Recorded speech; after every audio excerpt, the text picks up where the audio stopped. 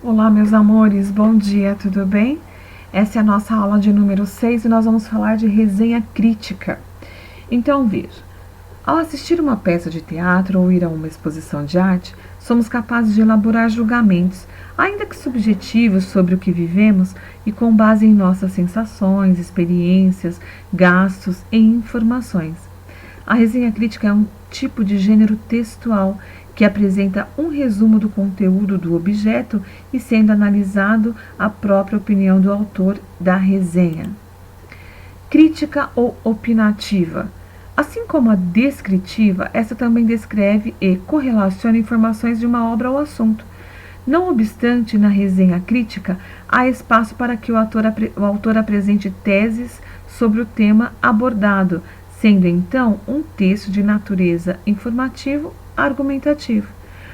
Para além dessa estrutura, as resenhas descritivas ou críticas, é importante pontuar as seguintes características. Ser objetivo.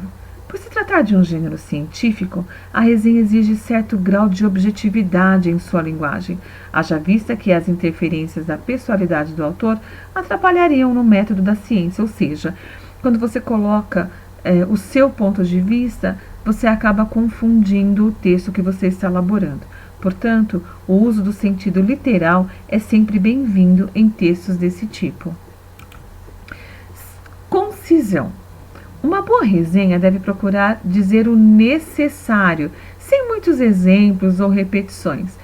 Isso porque o texto tem como função de um material de estudo, ou seja, você vai usá-lo depois para fazer uma prova ou para decorar algum papel de uma peça de teatro, ou seja, o mínimo de repetições menor é possível, ok?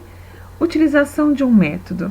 É importante que nas resenhas o autor estruture o texto a partir de um método claro e objetivo.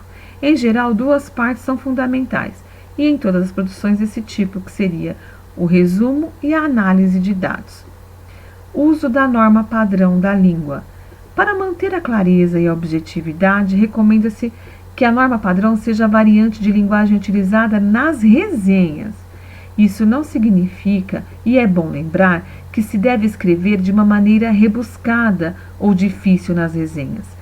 Lembre-se que a norma padrão é aquela variante da linguagem que se segue à gramática, mas que também deve ser compreendida pela maioria das pessoas. Ou seja, eu usando a norma padrão da língua, eu não preciso colocar palavras difíceis que quase não são vistas. Eu tenho que ser mais objetivo possível, escrever com clareza, obedecendo à gramática, mas usando palavras que o meu leitor consiga entender perfeitamente a ideia que eu quis passar.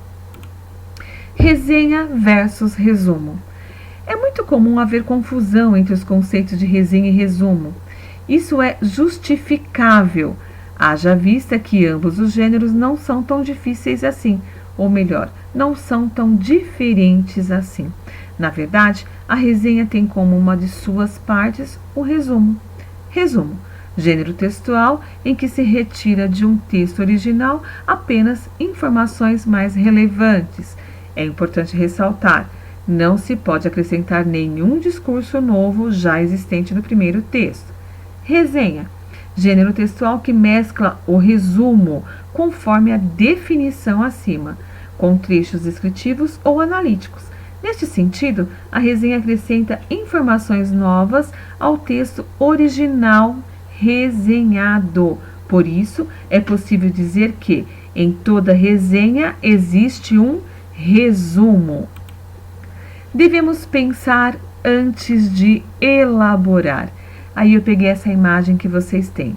As diferenças entre resenha, crítica e resumo. Bom, aqui eu deixo os exercícios para vocês. Página 23 toda, página 24 somente o 4 e o 6 e página 25 e 26. Bom estudo, meus amores, fiquem com Deus e até a próxima aula. Beijo!